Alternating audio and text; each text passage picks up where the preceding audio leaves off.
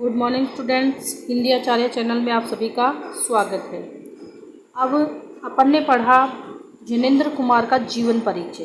अब पढ़ेंगे उनके द्वारा लिखा गया निबंध है बाजार दर्शन, जिसमें बाजार के विभिन्न रूपों के बारे में कि व्यक्ति जो है वो बाजार किस प्रकार से जाए, किस प्रकार से नहीं जाए, क्या लेके आए क्या नहीं लेके आए, आज की जो उपभोक्तावादी वृत्ति है उस पर हम कैसे नियंत्रण करें और कैसे बाजार को सार्थकता प्रदान करें और अपने मन में संतोष का भाव उत्पन्न करें।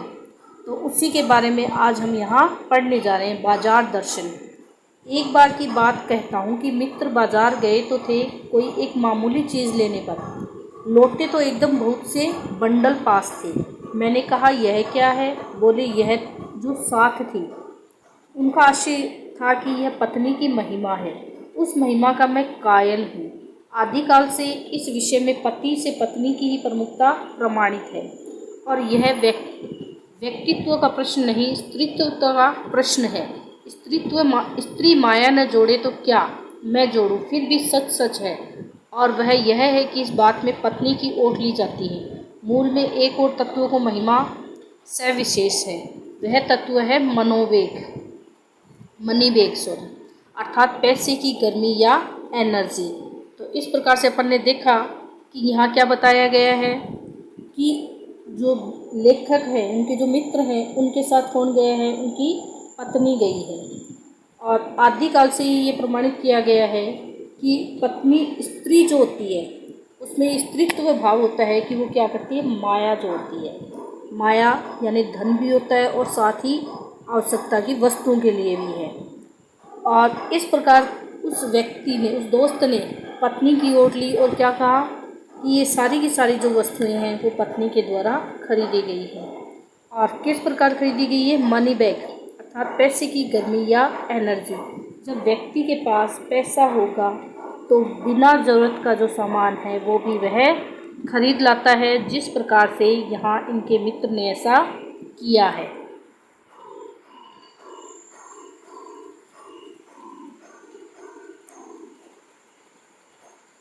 पैसा पावर है, पर उसके सबूत में आस पास माल टाल न जमा हो तो क्या वह खाक पावर है।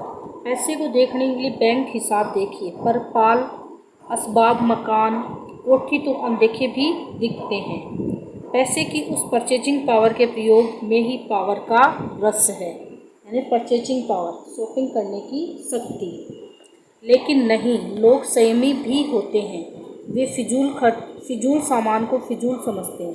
वे पैसा बहाते नहीं हैं और बुद्धिमान होते हैं। बुद्धि और संयम पूर्वक वे पैसे को जोड़ते जाते हैं। वे पैसे की पावर को इतना निश्चय समझते हैं कि उसके प्रयोग की परीक्षा उन्हें दरकार नहीं है।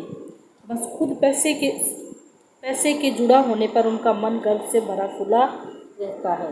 यानी कुछ लोग कैसे होते हैं जो कि पैसे को जमा करते हैं और उन्हें जोड़ते चले जाते हैं, खर्च नहीं करते।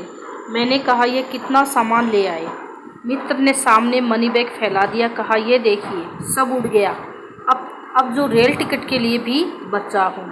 मैंने तब तय माना कि और पैसा होता तो और सामान आता। वह सामान ज़रूरत की तरफ देखकर नहीं आया, अपनी परचेजिंग पावर के अनुमान में आया, यानी सामान खरीदने की योग्यता या क्षमता। लेकिन ठहरिए, इस सिलसिले में एक और भी महत्व का तत्व है जिसे नहीं भूलना चाहिए। उसका भी इस कर्तव्य में बहुत कुछ हाथ है। वह महत्व है बाजार। मैंने कहा यह इतना कुछ नाहक ले आए। मित्र बोले कुछ न पूछो, बाजार है कि शैतान का जाल है। ऐसा सजा सजा कर माल रखते हैं कि बेहया ही हो जो न फंसे। यानी बाजार में जो सामान होता है वो इस तरीके से सजा करके रखा जाता है कि हर कोई व्यक्ति उसकी तरफ अट्रैक्ट हो जाता है, आकर्षित हो जाता है और वो ना चाहते हुए भी उस सामान को खरीदने लगता है।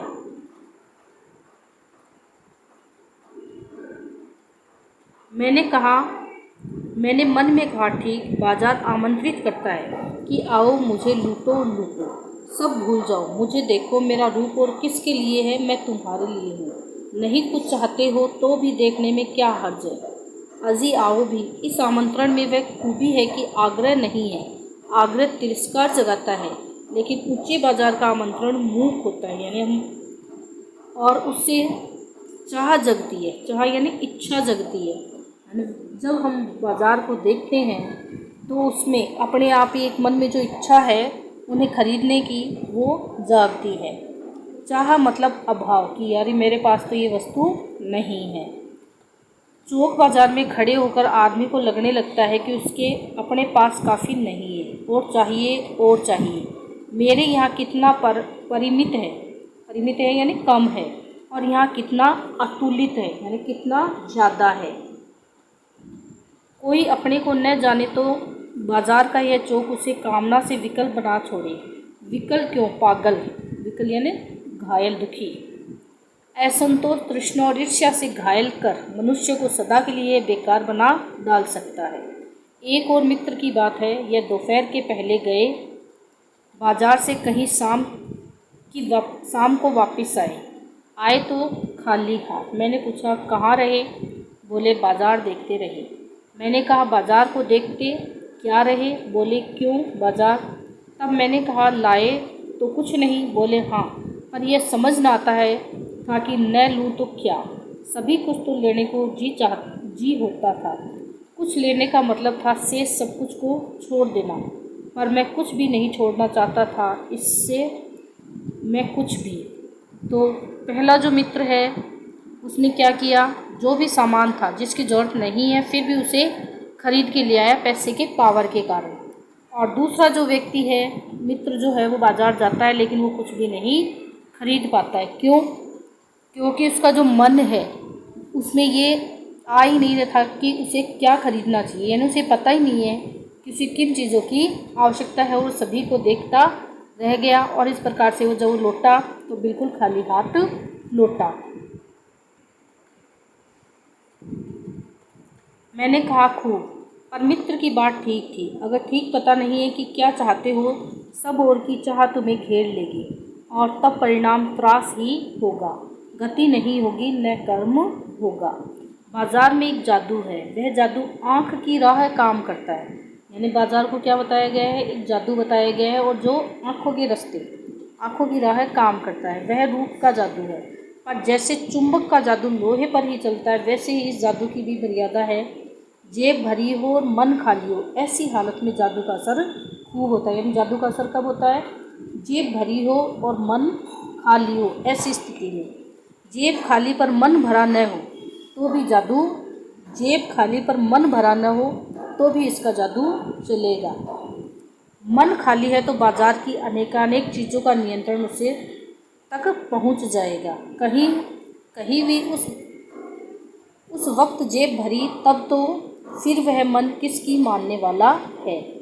मालूम होता है यह भी लूँ वह भी लूँ, सभी सामान जरूरी और आराम को बढ़ाने वाला मालूम होता है। पर यह सब जादू का असर है। जादू की सवारी उतरी की पता चलता है कि फंसी चीज़ों की बहुतायत आराम में मदद नहीं देती, बल्कि खलल ही डालती है।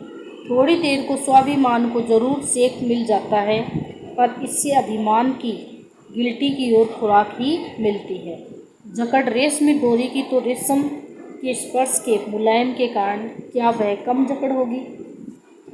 यानी इस प्रकार से इसमें बताया गया है कि हम बाजार से बिना ज़रूरत का सामान भी खरीद लेते हैं, और कुछ लोग जो होते हैं वो अभिमान पूर्वक अपना गर्व दिखाने के लिए, स्वाभिमान दिखाने के लिए भी उन्हें ले लेते हैं। लेकिन जब उन्हें पता चलता है, जब घर वापस लौटते हैं और वो देखते हैं कि किस प्रकार से उन्होंने बिना ज़रूरत की चीज़ें भी खरीद ली हैं और पैसे जो हैं वेस्ट में ही खर्च कर दिए हैं। पर उस जादू की जकड़ से बचने का एक सीधा सा उपाय है, वह यह है कि बाजार जाओ तो मन खाली ना हो। यानी जादू की जकड़ से बचने का उपाय बताया गया है कि जब भी बाजार जाओ मन खाली नहीं होना चाहिए। मन खाली हो तब बाजार न जाओ। कहते हैं लू में जाना हो तो पानी पीकर जाना चाहिए। पानी तब वह घाव बिल्कुल नहीं दे सके। कहते हैं कि लू में जाना हो तो पानी पीकर जाना चाहिए। पानी भीतर हो, लू का लूपन व्यर्थ हो जाता है। मन लक्ष्य से में भरा हो तो बाजार भी फैला का फैला ही रह जाएगा, यानी जिस चीज़ की हमें ज़रूरत है वही हम लें। तब वह घाव बिल्कुल नहीं दे सकेगा बल्कि कुछ आनंद ही देगा। तब बाजार तुमसे कृतार्थ होगा यानी तुम्हारे किए गए उपकार को मानना, क्योंकि तुम कुछ न कुछ सच्चा लाभ उसे दोगे। बाजार की असली कृतार्थता आवश्यकता के समय काम आना है, यानी बाजार की असली कृतार्थता आवश्यकता के समय काम आने से मानी गई है।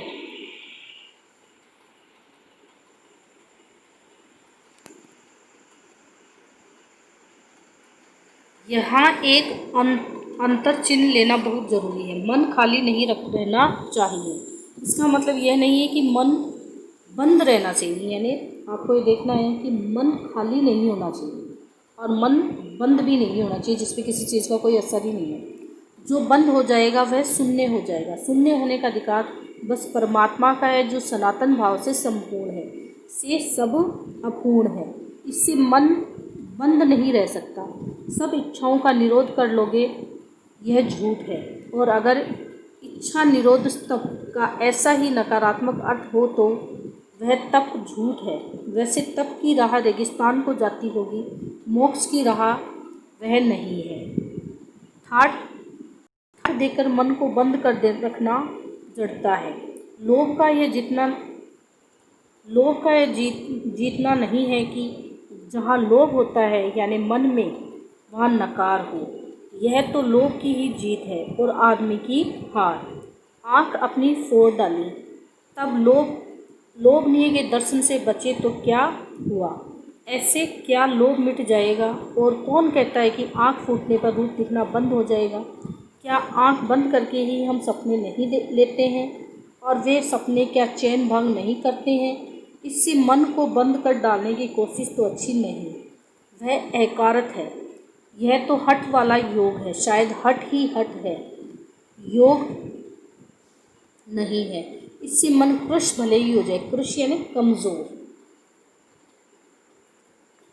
और पीला और असक्त जैसे विद्वान का ज्ञान। वह मुक्त ऐसे नहीं होता। इससे वह व्यापक की जगह संकीर्ण और विराट की जगह क्षुद्र होता है। इसलिए उसका रोम रोम मूंद कर बंद तो मन को करना नहीं चाहिए। वह मन पूर्ण कब है? हम में पूर्णता होती तो परमात्मा से अभिन्न हम महाशून्य ही न होते। अपूर्ण है, इसी से हम है। सच्चा ज्ञान सदा इसी अपूर्णता के बोध को हम में गहरा करता है। सच्चा कर्म सदा इस अपूर्णता की स्वीकृति के साथ होता है। अतः उपाय कोई वही हो सकता है। इस प्रकार से इसमें बताया गया है कि मन खाली नहीं रहना चाहिए और बंद भी नहीं रहना चाहिए। तो बाज़ार जब भी हम जाएं तो ये विचार करके जाएं कि हमें क्या खरीदना है, किस वस्तु की हमें ज़रूरत है और कौन सा हमारी आवश्यकता की सामग्री है, उन्हीं को हम बाज़ार से लेकर के आएँ। और ये भी नहीं है कि बाज़ार जाएं और सारा देख करके बाज़ार और वापस खाली हाथ लौट आएँ। आवश्यकता के अनुसार सामान खरीदें जिससे कि बाज़ार जो है वो भी कृतार्थ हो और उसका जो उपयोग है वो सही हो सके। धन्यवाद। आगे का जो चैप्टर है अगले वीडियो में हम पढ़ेंगे।